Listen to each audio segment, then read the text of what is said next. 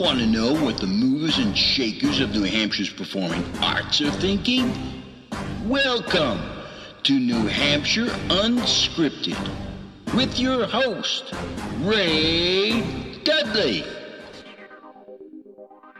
In this episode of New Hampshire Unscripted, I sit down with comedian Greg Boggis. Greg is a New England-based stand-up comic, actor, print model, writer, frequent contributor to Atlas Obscura, and a comedy show producer with almost 20 years of experience in the entertainment business. Some of the topics we cover are Greg's YouTube video series where he sits down with various comedians, talks about their experiences, their careers. We talk about the Strange Name movie. I'm going to leave that one right there. Greg drops a few names about people in the industry he's working with. Gilbert Gottfried is one. We talk about what it's like to do stand-up comedy in this crazy culture right now. We talk about comedians of old and new. And we talk about Greg's career and some of the things he wants to do in the future. Take a listen. Well, my guest today is Greg Boggis. I'm so happy to have you. So happy to have you. Thank you for being here. I'm glad to be here. So, as I'm driving, I got my playlist on, and up pops Dean Martin. Sure. And he's doing something from Vegas. And I instantly thought about you. And do you ever, as a comedian, ever see those halcyon days of, like, the Rat Pack and all they got away with back then, and kind of wish you had been a part of that? There's definitely eras that you look back and think it would have been really great to have been an entertainer. Because, especially as a comic, some of that stuff just seems like, people were just so ready to be entertained that you didn't, I don't want to say you didn't have to work hard, but it was just something that was such an easy, natural thing to do because it was new for so many people, And so I do see some of those periods and think, boy, that really would have been a fun time to have been around. There was some classic stuff, too. And I don't know how much of it was off the cuff, but some of the stuff they say was just brilliant. Maybe it's just because they were comfortable with each other. Yeah. That's a huge part of it. A huge part of being funny. If you're a naturally funny person, it's something that comes easy. And if you're with people that you're comfortable with, they bring it out of you and you bring it out of them. Yeah. And you have, people that are straight people that set you up and aren't afraid to let you take the spotlight. I think that was what was great with Johnny Carson, right? Johnny Carson was a funny guy, but he wasn't afraid to have his guests come in and literally be the star. And you see that's sometimes people are a little less willing to do that these days, that they always want to, a lot of times the radio guys, they always want to have the last word and be the top of the heap. And there's a real skill to allowing other people to shine. Thanks for the stuff you sent me. Sure. Loved the Boggis Hour. Do you still do it? I haven't done it in some time. So it's a TV show I do in Nashua. And it's really, just like this, it's really unscripted. I, generally find backgrounds of people that I like, and then just kind of have some ideas in my head. So it's not a real scripted thing. And sometimes that's really good for people because it I don't want to say it keeps them off guard, but it kind of keeps them honest. You know what I mean? If you're going in and if you've got this canned stuff that you're ready to talk about a particular show or a particular play or something you're doing, you're a little bit more in like promotion mode as opposed to just, and so that's what's nice about that. So I haven't done it in a while, but I actually started talking to the producers in Nashua, and so I am going to get back on it. Was there an actual studio that, it looked pretty professional, the backdrop, the cameras. And it's so funny because it's the Nashua Cable Access, which it's right next to the police station. So it's in the back part of the DPW. I'll give you a great story about it too. So it's in the back part of the DPW building, and it's very small. There's probably 4 or 5 offices, a conference room, studio, reception area, and then a control room. And it's all fixed cameras and run through the control room and green screen. So every show, you pick out, they have a design guy named Dan Young, and you tell him what you want, and he produces a green screen program for your set. That's nice. Yeah, so he did a really great job. And he also shot and produced kind of the opening trailer. And then the music is from Nick David, who's Nick and the Dirty Tricks, if you ever saw that band out of Manchester. I don't get out of my cave very much. I'll drag you out. So to bring you back, I don't know if you saw, but one of the interviews I did during the elections in 2016 was with Vermin Supreme. If you don't know who Vermin Supreme was, he's I guess you call him a kind of a street performer. He's this very hippie-looking guy with a gray beard down to his mid-chest, and he wears like a ratty sport coat, and he wears a large black rubber boot on his head. For real? For real. And he actually gets on I think he's been on the presidential ballot for a number of years. So I think in New Hampshire it's $1,000 to get in the ballot. You know, his platform is mandatory toothbrushing. Everybody gets a pony.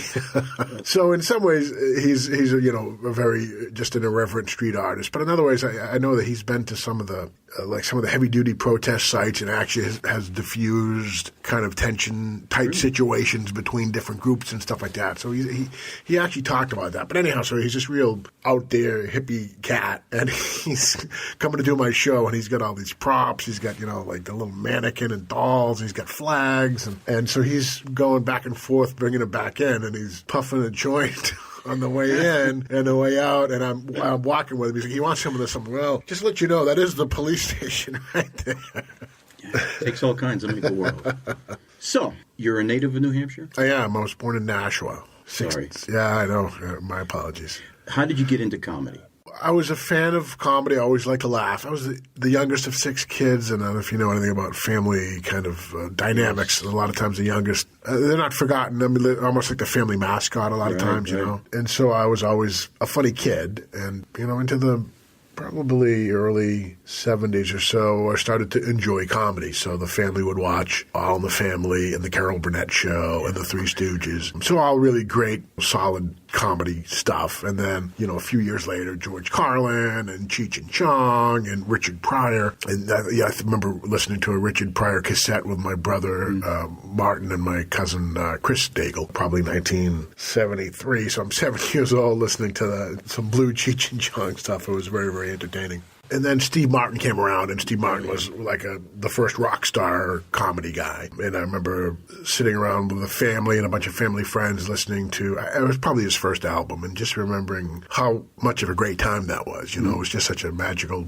time to recall. And so I grew to really love comedy, and then ultimately Saturday Night Live and John Belushi and Animal House and the Blues Brothers. And so everything in my personal life kind of always pushed me towards liking comedy and ultimately wanting to be a comic. So I did one open mic in Boston in like 1989.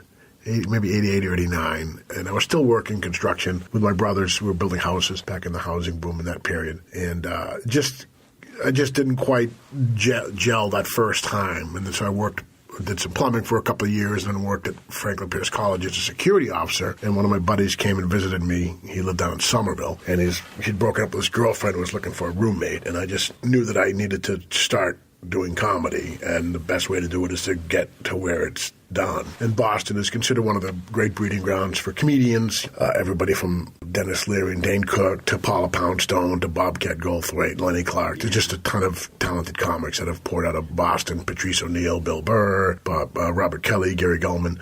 Just a lot of really great comics. Barry Crimmins. So I moved down to Somerville and started doing stand-up. And, I did pretty well pretty early on, and kind of enough to get my foot in the business, and then in short term moved back to New Hampshire, but just, kept my hand in the comedy world, and that's 20 years later, and I've been doing it and making money at it and having fun. And how does somebody get that drive to stand up is brutal? You have to there's a certain makeup, because I don't have the constitution for it. I cannot take the rejection. I have a terrible time just auditioning for things. Yeah. I cannot take it. So how do you not have that fear of rejection? Because it's got to be huge. Well, it's something that I think that's probably one of the fundamental things about comedy, is that you learn to deal with that, and that rejection is only a momentary thing. This crowd at this time isn't digging me. Do you know that early on, though? You said, you kind of you wanted to do it, and you had no fear? No, you don't. No, you definitely, the learning curve is brutal. It is just like, God, it's horrible. But you don't realize as you're doing it, what other people realize is that you go and you eat it, right? That's the term. You're doing bad. You're bombing. You're having a terrible set. It feels like your world is ending at that moment. But it's not, and that's literally, that's making your bones. That's getting your chop. That's a fundamental part of what it is to become a comic, is to go up in flames and to sweat and to stammer and to listen to the comics laughing at you as you try to save, try to salvage a horrible set. And And so once you learn that the consequences of having a bad set isn't, oh, my God, you've had a bad set, you're out of the business. It's, oh, no, that's an important part of the growth process, is learning how to deal with doing really, really bad and going up in big, big flames. You have to be secure in yourself. I mean, really, I couldn't do it. I tried it once at Boston in the ComAv. Not necessarily. Do you remember where you were? Was it Dick Doherty's vault? Or? I do not remember where it was. But I tried it once, and sweat pouring off me. Yeah. I'm spitting all over the mic. Everybody's talking. No one's paying. It's open mic night. Right. Everybody's talking to each other. They're not paying any attention to you. The only thing I can hear is the margarita blender going in the background of the bar. I thought I couldn't do this for a living. I mean, it's different, I guess, if you get famous and then people are coming to see you. Sure. That's like the Dave Chappelle, scenario where he became so famous and people loved him so much that it didn't matter what he did, and then he kind of started to lose his bearing about what was actually funny because he'd just go up and read a recipe and people would be laughing. So there is a certain level of success where it can alter your ability to, what is funny. But, just on the way up, you keep at it and you record your sets and you listen to your sets and you go back and sometimes what you thought the crowd liked, you listen to it again, like, they didn't really laugh at that, but that's a joke that I like, and you do it a couple of times and you're not laughing. You're like, well, I guess it's a joke that I like, but the crowd doesn't. I jettison that. So you go back and you kind of, that's how you, it's a lot easier now. You get all kinds of digital things and you can record yourself a lot easier. And back then it was a cassette, and you'd tape your set and then drive home and listen to your set and like, I guess that was okay. And then you started to do the recording and things like that, and you'd kind of give yourself technical criticism about how you looked or how you can add more to your set by performing better. I'm sweating just thinking about it. I am. But the thing about it is, so even like with theater, like if you screw up in a play, you're like in real time, the other person is like, they're looking at you, they're burning holes to you, get the line right. Like with comedy, if you're screwing up, it's only you. So it is only you and the crowd, as opposed to these other, like your band, you're out of tune. Yeah. Your band is carping at you. Oh, come on, get it together. With stand-up comedy, you can always, if it's not going good, you can run and you can dance and you can make it happen again. You can try to salvage it and fool the crowd. And the other thing is that the cost benefit analysis is what are the consequences of a crowd not liking you? My brother's a police officer, and a bad day for him is getting into a fight with a guy who's got a communicable disease and is spitting blood at him during the fight, or slipping on the ice or having to run back to his cruiser because it's slipping in the ice down a hill, or actually having to pull a gun on somebody. Those are real consequences. The consequences of having a crappy stand-up set are really other than a bruised ego, and you realize, and so it does kind of give you some perspective about your being, is that your ego, an ego bruise is not an actual injury. It's something that it's an emotional ding. It's something to your psyche. And once you again do it even further, it's like big deal. So I didn't feel good because that crowd in Holton, Maine didn't dick me. I'll never see any of those people in that crowd again, and there's not going to be any consequences unless the booking agent says, "Hey, you're so terrible, I'm never going to use you again." Yeah, so that's really good perspective. I get that. I still would never do it. Yeah, I mean, it's definitely like for me, theater is way much more intimidating for me because I'm also kind of a like fly by the seat of the pants kind of guy. So stand up. It doesn't have to be, theater is scene A, B. Yeah, it's this really heavy-duty structure, and it's an interactive thing where you're reliant upon other people with cues and staging and all that. And stand-up is much more, I can start just talking to the crowd. Mm. I can start, with a bit that I usually do towards the end of my set, at the beginning of my set. So you can freewheel. So you can. So I can start just making fun of the venue and, whatever, the cheesy posters they've got, or the horrible bathroom, or, the sketchy part of town it's in.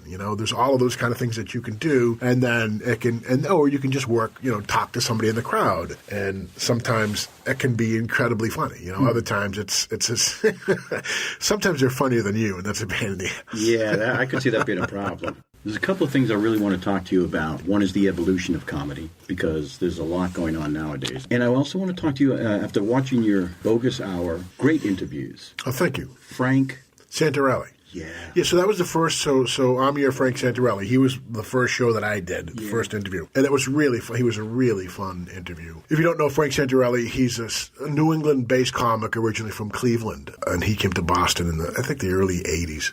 Had been working at a steel mill and decided to go to Cleveland stand-up night and did well. Came to Boston because Boston was a hot spot, and so he's had a long comedy career and also an acting career. And he was a regular on The Sopranos. He was the bartender called Georgie, who Tony always would beat the stuffing out of with fishes and phones, ice buckets. And just a really, he's got a lot of good, he's been around a long time. He's got a good memory, so he's got a lot of great, Hollywood stories and, working with James Gandolfini and that kind of stuff. So, and he's a great interview. I mean, he's very informative. Yeah. Loves to chat. He has great stories. Yeah. Two of them that came to mind was Peasy. Oh, Johnny Peasy. Oh, yeah. He's a mailman. Right. Leaves the post office, goes to a second job, then he goes to a third job working at the liquor store, and then goes into stand-up comedy. Yeah. How does that happen? Yeah, same thing. He was involved early on with Giggles Comedy Club, which is down at the Prince Restaurant in Saugus, and so he's a comic and a magician. So he does magic too, and so that's kind of like a whole other level of performance where you're not just doing straight stand-up, you're also kind of incorporating legerdemain and tricks and things like that. And so he's done Reno and Vegas and Atlantic City and all that. And so he's been around for a very long time and actually has his own club that he runs called LOL, Laugh Out Loud, at the China Blossom in North Andover. Oh, no kidding. Yeah. So I was there a couple weeks ago with Christine Hurley. If you haven't seen her, she's outstanding. Actually, that's one of the episodes, I think, on one of my Wasn't shows. she supposed to come to the Hatbox and didn't make it? I went to the Hatbox, I remember a couple of performances ago, and some woman couldn't make it. Oh, yeah, that was my friend Alana Foden, and she was actually had of their last show. But, yeah, so Christine is, I don't know how to describe her, but she's a really powerful character. Performer. Like a Roseanne? Kind of like a Roseanne, yeah. She's very, but a little more, I don't know, I guess a little more likable than Roseanne. Roseanne kind of had a bit of a sour edge to it. And Christine is just very fun to be around off stage. And then she has this whole recurring thing about her husband, Jimmy, and his hijinks and all that. Mm-hmm. And so if you get a chance to see her, she's one of the top comics in Boston. My mind is going a million different directions. There's so much to ask you about. You guys were just working Jeans, right? Jeans Playhouse? Yes, yeah. How did that go? That was not bad. It was kind of a smaller crowd than usual, and I know that they said that it was kind of been a little bit off for kind of entertainment and all that for the past few weeks, and so I don't know whether the weather's gotten to people or what. But so, what kind of a crowd? It's the end of February, early March. What kind of a crowd is up there for stand-up comedy? Well, the thing is, it's a big ski resort area. Oh, right. Yeah, so, and this was the shows that I usually do twice a year are on Labor Day and Memorial Day. But this past week was New Hampshire's winter vacation. So parents and bringing their families and people getting away, going on vacation. So literally a stone's throw from Jeans is the Riverwalk. It's a big brand new hotel. It looks like the place out of The Shining. Gorgeous, yeah. And so there's when you do those shows, there's all kinds of touristy type of people that are in for in town to come to the shows. So. Yeah. How do you like the Hatbox? I love it. I really have a real affinity for intimate spots to do comedy because you can look people in the eye, the entire crowd, and look and kind of feel like you're just talking to them. And I think when you're that intimate, that close up, you become really comfortable. And I think when you're comfortable is often when you're all cylinders are firing. That's kind of when it's really working for you. And so almost every time I've been there, it's been just a really good time. And even with a 20-odd person crowd, it's still a nice, comfortable room. And that's another nice thing about a smaller venue is that even if you don't have a big crowd, it still works. If you have a 500-seat theater and you get 30 people in it, it's a tough sell. You have a 100-seat room and you get 30 people in it, that's a decent crowd. So are they able to? I know they're still trying to find their feet, and get these crowds out, and they're very eclectic in the amount of things they have going on there. So it would be really nice. I don't know how they would ever accomplish it, but be able to get a bigger draw. I don't know if it's because it's in the mall or whatever it is. Yeah, that's the right. Of course, the paradox of entertainment. It's a great thing when you see it But it's you got to get people to it, and how you do that, it's advertising, it's promotion, it's all these different things.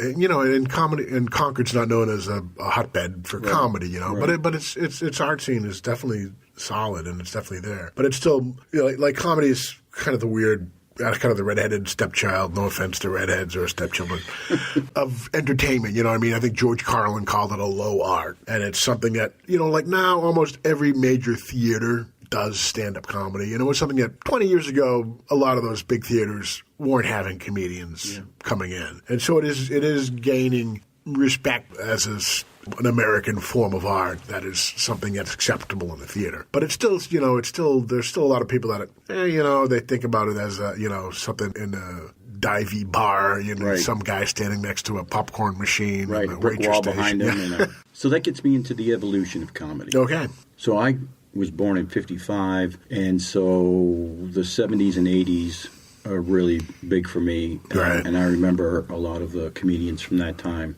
Can you discuss a little bit your feeling, your opinion about the evolution? I mean, back then you had like Lenny Bruce and Kennison and Carlin and... Yeah, Richard Pryor. And they could get away with a little bit more, I think, back then than we're allowing them today. I mean, some of these guys won't even go to college campuses anymore, right? Yeah, I have mixed feelings. I think that there's times change, demographics change, people change, cultural mores and folkways change, what people find amusing and entertaining. Look back at the Honeymooners, right? I mean, certainly Jackie Gleason was an incredibly funny, talented, especially like a physical comic, right? But like one of the premises of the show was he was always this far away from beating his wife. One of these days, Alice, right? To the moon. And he's waving his fist. Is that something that would you consider that today to be an acceptable form of entertainment?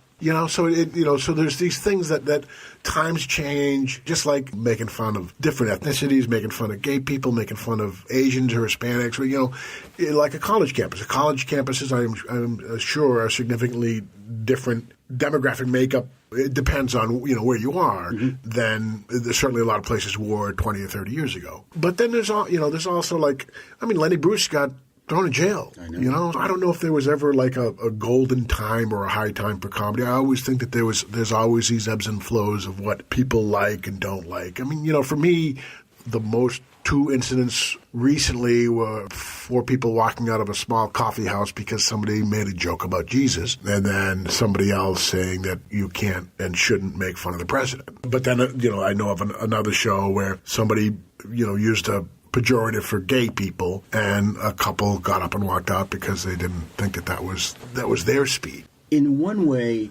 comedians have always done that. They've always been that abrasive or mirror to society, right? Right. And so I guess you would almost expect them to kind of want to do that again today, or not be afraid to do that again today. But I think that they are kind of afraid, aren't they? I mean, if you go around and look at places, you can, I think that there's, in some ways, the feedback loop has been democratized, so that 30, 40 years ago, if you went somewhere and you didn't like it, if you're a real nudge, you'd call or you'd write a letter. You know what I mean? Yeah. And now you just have to go to your phone and give a crappy Yelp review or post something on their Facebook page, on the business Facebook page. And then the management can say, oh my gosh, look at this. We're getting feedback. We're getting negative feedback because of this. So we don't want to do this anymore because of that. So I think that kind of immediate response digitally has kind of made... it's made some businesses a little more reluctant to allow people to push the envelope in their establishments. Is that because they don't understand comedy or the place of comedians in society? I mean, could you put a Carlin out there nowadays, or could you put a Kennison out there? What would happen if... I think so. I think that there's guys... I'm trying to think of... There's Anthony Jeselnik. There's a ton of comics that do incredibly what people would consider... Many people in many levels consider... offensive or edgy or controversial. And so even Eddie Murphy was pretty provocative at times. Yeah, I'm trying to think of it. And it's kind of funny because you go back and look at some stuff and some of them you're like, that doesn't really there's some stuff that is timeless. Some people's material is timeless, and some other stuff like, boogie in your butt. It was an incredibly talented guy. It was very funny, but maybe they were allowing him some, I don't know, artistic license. Mm-hmm. So I don't know. I'm not sure whether, everybody likes to complain. Which can be good. Which can be good. And then there's also, we always have like a built-in nostalgia kind of a thing where things were better when I was at this age or whatever. And I think that is, I think almost everybody has that things always look better in retrospect and all that. And there's a tendency to not want to appreciate the moment that you're in. So as comedians today, let's say you're writing a joke. Do you think that they are writing it with a bit of that in the back of their mind, that they got to be maybe a little tentative? Or can they just put it out there, if they think it's funny? Yeah, I think, if you listen to a ton of contemporary comics, I don't think you'll see that they are censoring themselves or altering their styles. I know that there was I think it was a Jerry Seinfeld or Bill Burr that talked about not wanting to do colleges. It was Jerry Seinfeld, I think. I think maybe it was Seinfeld. But again, he's also like a 60-year-old dude. Yeah. So I think that there's this notion about times change and people's tastes change. And so my bit just doesn't have the resonance with that 20-year-old crowd. A lot of comedies like Elks Clubs and fraternal clubs and things like that, and fundraisers and things. So you're talking anywhere from mid-20s to 60s and 70s. And the other thing too is that people who are in their 70s now, they were smoking weed and streaking. We might have been. Yeah. So you think about that like 40 years ago, people in their 70s had relatives that were Civil War veterans and things like that. It's weird to, how much that time marches on. And like I said, now you think about, it's just an old person, somebody who was naked at Woodstock, their grandma. Bad picture. Sorry. Bad picture. So are there people that you feel nowadays have the name recognition of like a Carlin, a Robin Williams, Kinison, Lewis Black, now in the 2019, or is there yet another level to come? Well, one of the things is that there's kind of all these different levels of success. So there's people that become, YouTube celebrities with millions of hits, and they're not necessarily doing a set on the Tonight Show. I know what's the name of the guy? Bo Burnham. So Bo Burnham he's a young guy. He's probably in his mid to late 20s now, and he was a YouTube guy, and he did song parodies on YouTube, and I think that he sells out big venues, and he became he has his own Comedy Central special. Yeah, so there's the kind of the old steps to get to success have been altered by people can become, an Instagram celebrity or what have you, without necessarily having to go through the old club circuit and getting the nod, at the Montreal Comedy Festival or something like that, and getting seen by people in the industry. Now people can create their own things, and if people like them, then you're going to pay attention to the guy who's had 3 million hits on his That's interesting, sketchy, corny sketch, that he posted on YouTube. Because they kind of skipped the whole filtering process, right? As comedians, I was noticing on your interviews with a lot of them, they all talked about paying their dues. Sure. And working their way through the system, having other people help them once they've realized that they were serious and they were going to stick around. But these folks kind of go around that, right?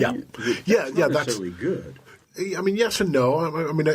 In some ways, I think that funny is funny. And if somebody's funny and they're reaching a group of people that, may not have seen them, then they're filling in a spot. And in other ways, too, I think that in some ways, I think that is kind of a good thing, because sometimes showbiz and things like that aren't necessarily always a meritocracy. You know what I mean? There is who you know, and this person is this person's kid, and so we're going to give him a foot up and getting into our club. Right? You could be blackballed, right? You can, yeah. I would think, that would be real. So I could see the downfall to that. Sure. If you're somebody who decides they wake up one morning now and they want to be a comedian, what would you recommend they do? What's the first thing they do? They go visit a comedy club? They go watch something on YouTube? What would you recommend? Yeah, I would recommend watching stand-up comedy, and watching contemporary comics that you like. Watch some Comedy Central, watch some of the evening shows, late-night shows like Conan O'Brien or Jimmy Kimmel. And what are they looking for? What are they trying to size up when they see them? I mean, I think you watch how it's done. Comedy's not. It's not really something that is like a mathematical formula. It's not even like music. Like music, you can kind of look at music and mimic that and all that. Comedy is just this weird thing that, who knows what it is that makes us laugh. Right. Whatever it is, it's somehow this thing, and it's this weird, laughter is this weird thing it's like an uncontrollable human response to something that it gives us pleasure, but it's an intangible. It's this weird thing. What is it that makes somebody laugh? Well, some people love Monty Python and other people think it's stupid, and some people love the Three Stooges and other people think it's the dumbest thing on the planet, and some people like puns and other people cringe at them, and some people like impressions and other people don't. So watch comedy, and if you're able to make your friends laugh, you got to step up. You're now along the path of, I can evoke that response from other people. But then you have to develop an act. You have to write 5 minutes of material, which is the basic kind of measurement. So 5 minutes, and then you do 5 to 7, and then around 10, and then 10 to 15, 15 to 20. So 5 to 7 minutes, you're an open micer. You get 10 to 15 minutes, you're an opener. 15 to 25 minutes, you're a feature act, and maybe you can finish out a show for 25 minutes, and then you stick around and you develop a 45, 50-minute act, and you're a headliner. You're at least a closer. Headliner is technically somebody with a name that you recognize.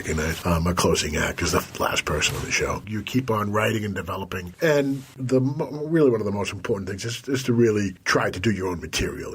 There's a lot of people, or not a lot of people, but there are people that watch other people's acts and take something that has inspired them. They borrow it and all that. And if you develop that way, you're going to be using other people's stuff that works. So you're taking the hard work out of it, which is getting out there and throwing your own stuff out there and watching it sink or swim. Like use a Rodney Dangerfield one-liner. Chances are people are going to laugh at it. So you generally you want to create your own thing, and you want to be creative and interesting in an uncontrived way. Yeah, people will laugh at fart jokes, and people will laugh at the 1,000th Arnold Schwarzenegger impression that they've heard. But, you're not necessarily recreating the wheel. Whereas if you can do an impression of somebody that nobody's ever done an impression of before, or make people think about something that's very common and mundane in an entirely different way, that's the hard work of comedy. And then getting people to listen to it and then laughing. That's the hard work. Do you guys ever hate playing at Elks clubs? Yeah, sometimes those are the funnest things, though. You go to a far-flung place in Maine or northern New Hampshire, and there's people that don't necessarily have live entertainment, and so they're very appreciative of it. And so you get a very real and honest response.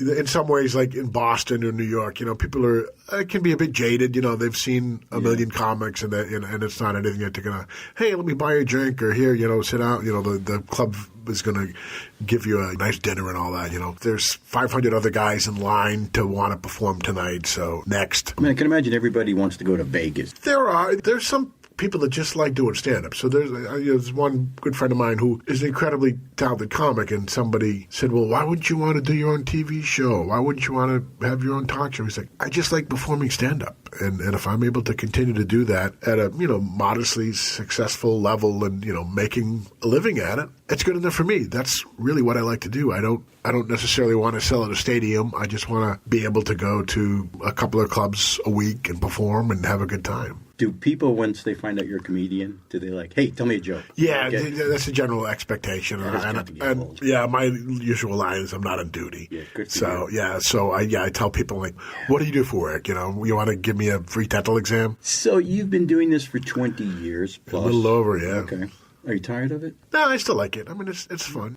It's weird because in some ways it does strip away the magic of it. You know what I mean? Like I produce shows now, so that's like a little bit of a different thing where you're trying to get people that compliment whatever particular room you're at, and that's a different way of kind of exercising your comedy muscle is to do it from that end. And then I've done up here with Doris Ballard, who've taught a couple of comedy classes through her Laughed in New Hampshire organization. So that was kind of fun, teaching. Again, you can't necessarily teach comedy, right? Just going to ask. But you can give people the tools and the fundamentals of what it takes to try. You can't make somebody funny, really. Are there people who who should not be on stage? Yeah, but usually, like, the market kind of ends up filtering them out. It's like a bad ground of coffee. They ultimately, if you're disingenuine, if you're not really that funny, if you're somebody that's prone to have a conniption fit or react to a crowd and just not do the job, ultimately booking agents will stop using you, and if that comes to the case, and these people try to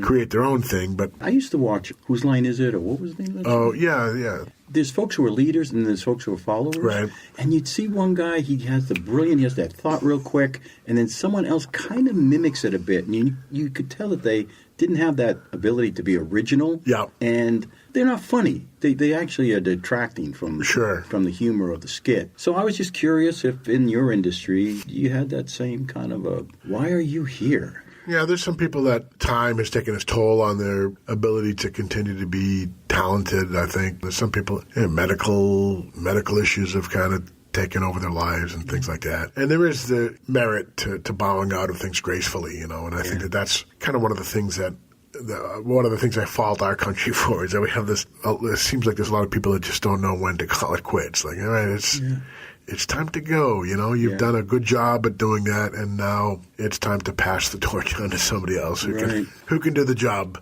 Comedy, you said you always wanted to do. I did. I personally, I never thought, man, I want to be an actor, even though I've been acting for a long time. I've never thought that. So to have that drive, to have that focus early on is pretty impressive. Are there things now that you think, okay, I have things I need to do yet? Yeah, so I'd like to write a book. I'd like to do an album. I'm somebody that, unfortunately, I do a number of topical things. Mm-hmm. And the problem with that is that topical stuff has a shelf life. So you're not necessarily developing your act further along because you have these things that 6 months later, there was a Gore Vidal called the United States of Amnesia, right? People don't remember things after a certain amount of time. So this really great joke, boom, and that's it. And then you just have to get shelf something. Life. Yeah, it's got a shelf life. So, but yeah, I'd like to maybe within a year or so do an album recording at a venue of my choosing. Have you ever wanted to perform with someone? Not necessarily like Laurel and Hardy or Abbott Costello, but there's some strength in that, I would guess, on some levels.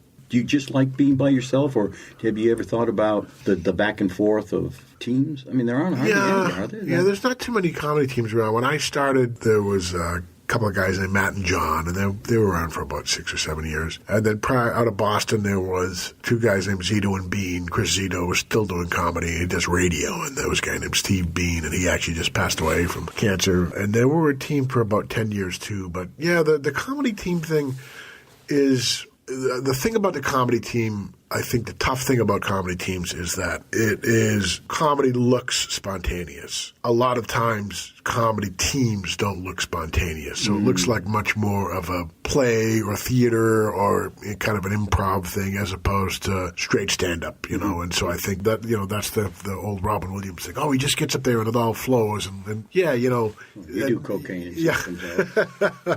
and a ton of the stuff that he does is stuff that's already been done, that's already there, and he just, the magic of it is making it look like it's the first time that you're doing it. And so the comedy team thing just doesn't quite have that. Yeah, it's a rare type of person that has the ability to make that look spontaneous, impromptu, and it just looks more like a canned back and forth. Yeah. Have you done any film? Yeah. So I've actually done quite a bit of film and TV over the years. I saw your demo reel. I didn't see any film on it. It was a lot of commercials. Yeah, so I've done a ton of commercials over the years. Conway Office Products was the first one. I was the guy at the office party photocopying his butt. So that was my first commercial. It was the first audition I ever went to for a film, for a commercial, and I got it. So I had a really hot run. For one. Yeah, I did think with 3Com. Did a one for MasterCard with Errol Morris. I don't know if you know who Errol Morris is. He's a director that did a number of really good films. And the most recent one was called Wormwood, and it's a series on Netflix. So watch that. Is that a Western? No, it's about the MK Ultra experiments that the CIA did back in I believe it was I think it was either the 50s or the 60s, and they experimented with LSD on people. And there were volunteers in the Defense Department, so that they weren't unwitting people. They were participants. But the story surrounds this one guy that from the time that he took the LSD to the time that he went to his death out of a window from a hotel in New York was like 12 days. And so it was about his son trying to, this is really funny stuff, by the way. The son is trying to find out what actually happened. So Gerald Ford ended up apologizing to the family. The family settled for like $1 million. And it kind of ruined the son's life. I think he had been like a designer, the art school designer. And it basically, it consumed him trying to find out what happened to his dad. So the story was that both the father was killed and the son's life was ruined. And you never really quite know fully what happened, but it's a really well-told story. So this guy, Errol Morris, is just a phenomenal interviewer and can really, and then there's some like reenactment stuff. So anyhow, so I did a commercial with him, and if you have Netflix, I'm in a movie called The Strange Name Movie. It's thanks for those 3 minutes. Yeah, it's a documentary about people with funny names. Brilliant idea. And yeah, so the director is a guy named Richard Tilken out of Boston, and I think it's Boston Digital Media, or Boston Digital Productions, and just kind of a fun, very lighthearted, entertaining movie. It's like an hour long, and there's an old guy from Lebanon, New Hampshire. His last name is Frankenstein, and he's just like this crusty, cranky old guy. And the guy used to call and leave messages on my answering machine. And he says, and then the book came out, and they called even more. And I'm like, the book came out in like 1818, buddy. What are you talking about? And there was a woman whose name was Coburn, was pronounced Coburn, but it's spelled Cockburn, C-O-S-O. And some guy named Donald Trump. And then, oh God, there's a whole bunch of funny names. Yeah, I was watching it. When I was watching it, you could feel the pain. Because as you grow up as a teenager, you're always afraid. Even if you have a regular name, you could be picked on. Sure. I felt so bad for all of those people. Like the husband and the wife. And then there was a guy named James Bond. Oh, yeah. What was the husband and the wife? Was Linda and Paul McCartney. Yes. Yeah. And they were almost in tears over having to have their name like that. Yeah. It's quite an interesting thing. So that's a fun movie. And that was a couple of years ago. The other comic that's in it is Paul Nardizzi, and he's very funny. He gets some airtime too. I was an extra in a couple of movies. So there was a Larry David movie called Clear History that was an HBO production that I was an extra in. I don't think I ever made any actual screen time. And then I was an extra in Fever Pitch. Oh, you were? Jimmy Fallon, Drew Barrymore, and they shot a bunch of that down at Fenway Park. The funny thing about that movie was a Farrelly Brothers movie, and it was premised on the Red Sox being losers. They're shooting the movie, and it ends up being the year the Red Sox break the curse. And so they had to the irony. They had to rewrite the whole movie. They had to kind of change the whole thing because the entire premise of the movie was shattered in real time. So it was kind of fun there for, I think it was like 2 weeks. They shot it in Fenway Park. So you'd go there 9 o'clock at night instead of about 2 in the morning, and they'd be shooting these different scenes, and half the stadium's filled with inflatable dolls and things like that to make it look like a crowd. And so it was just kind of fun hanging around Fenway Park. And a couple of scenes, I'm sitting a couple of seats away from Fallon and Barrymore, and so that was fun. And then the first movie that I was in, again, was just an extra background, is the artistic term. And it was the Boondock Saints. So it was, so that was my 1 degree of separation away from Ron Jeremy. Yeah. And so Bob Marley, the comedian, was the goofy detective. I can't remember his name. But anyhow, so the opening scene was shot in Boston. Most of it was shot in Toronto. But the opening scene in this church in Boston, when Jimmy Tingle played the priest. And so Bob sent out an email to a bunch of comics and, hey, they're shooting a movie. We need a bunch of extras. So probably 20 of the 100 people in that scene were a bunch of Boston comics. So you like that medium?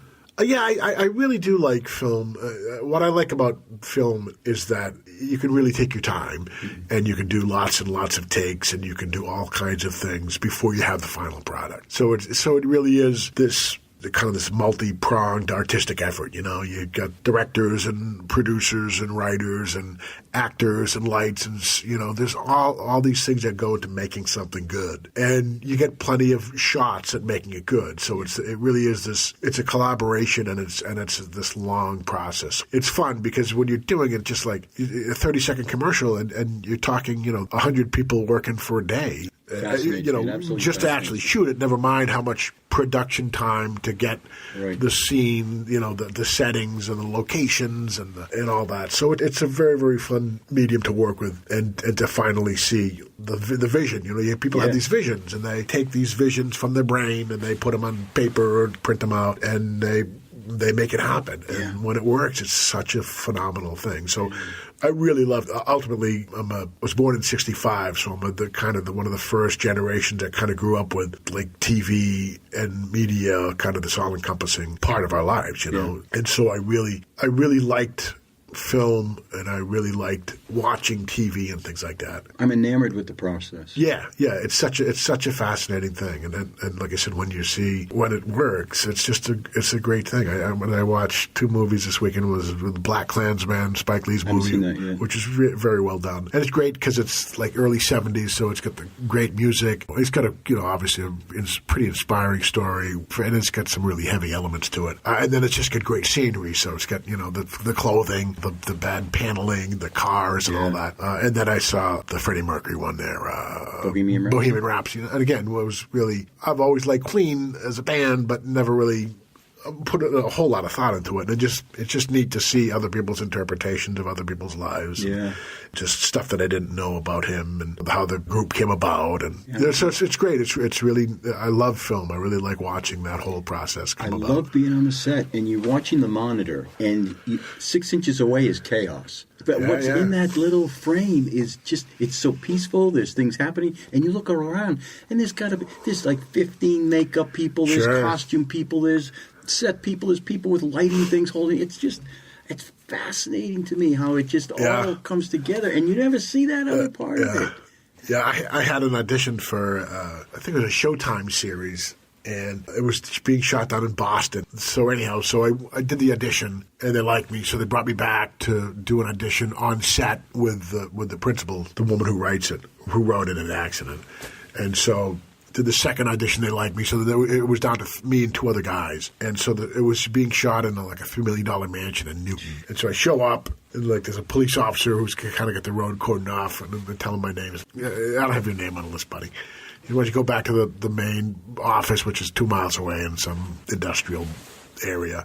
So I pull in and I get out of my car, and there's like a Teamster guy. Hey, pal, this is a closed set. Get the hell out of here. I'm like, oh, gee, I'm going to get my ass kicked by a Teamster. And then luckily one of the casting people, no, he's supposed to be here. So anyhow, I do it. And I came very close. I actually got a call from the casting agent who says, I'm calling you because you didn't get it. I'm like, oh. But in some ways, I'm glad I did because it was for a really unsavory character. So I'm glad, I'm glad I didn't get it. Last summer, I got a chance to be a body double for Burt Young. Oh, yeah, sure. Remember Burt Young? I sure do. From Rocky. And he was Rodney Dangerfield's driver and kind of bodyguard, and not Easy Money, but Back to School. He's like, now he's getting like 180. Right. He's slow moving. Yeah.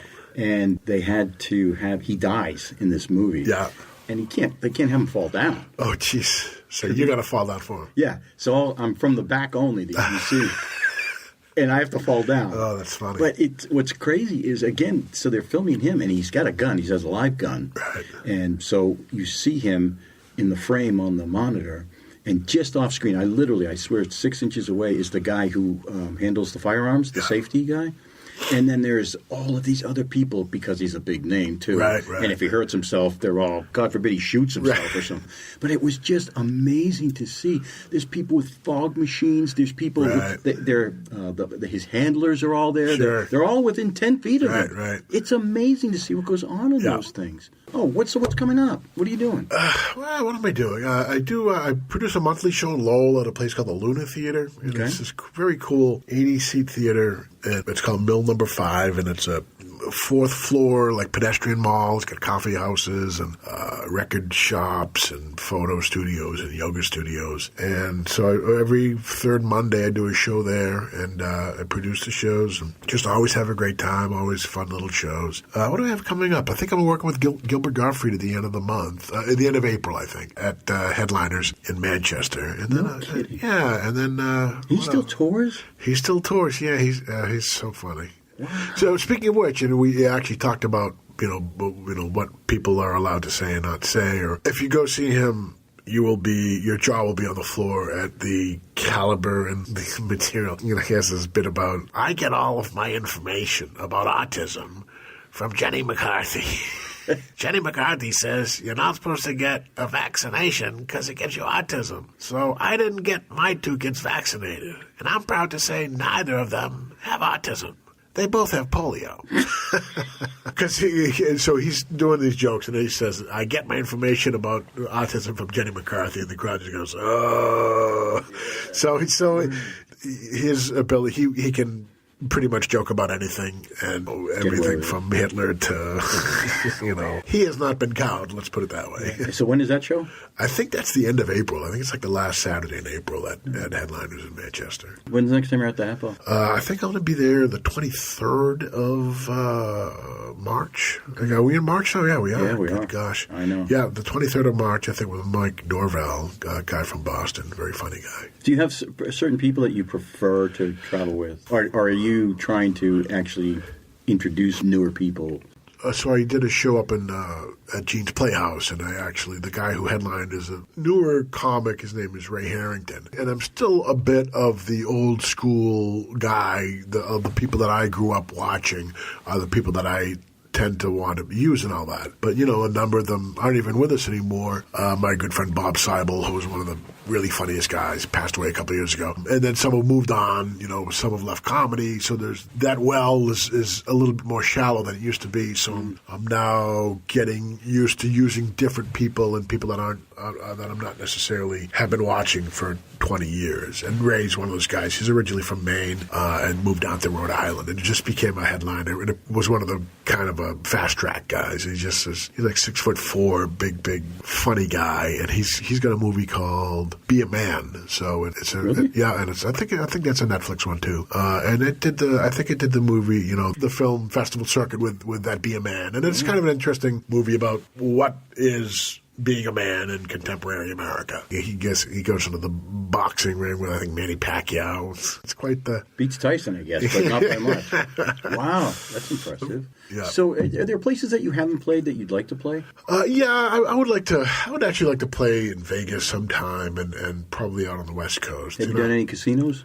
I've done Foxwoods and then Turning Stone, which is one out in New York. I think that's it for casinos. Oh no, there's a little one in Rhode Island. I can't remember the name of it. But so I've done a few casinos. And those are sometimes like the crowd is a bunch of people that have lost all their money. So they're not exactly in a laughing mood. They're looking to escape, but not necessarily laugh. How do you get to the Vegas point? What makes that happen? I think that's one of those ones you kind of either have to go out there or just have developed such an act that you've got a big following. Did Peasy say he went to Vegas? Yeah, so I think there was I'm trying to think of the name. The Tropicana used to use a lot of guys from Boston. So there was, I think they had one in Vegas and one in Atlantic City. So I've never done Atlantic City or Vegas. But yeah, so a bunch of the Boston guys would play the Trop. And then I'm trying to think, there's one in Laughlin that a bunch of the Boston guys play. And there was a guy named Vinny Favorito was a Boston guy, and he used to have his own show in Vegas. And,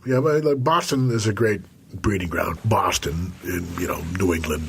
Yeah, it's a good breeding ground for comics. So definitely lots and lots of comics move on to bigger and better things. I mean, one of the biggest comics in the country is Bill Burr, and he was one of the guys that when I first started comedy would come in and, all right, he's doing a set now, so so you got to do 5 minutes instead of 8. What do you do in your downtime?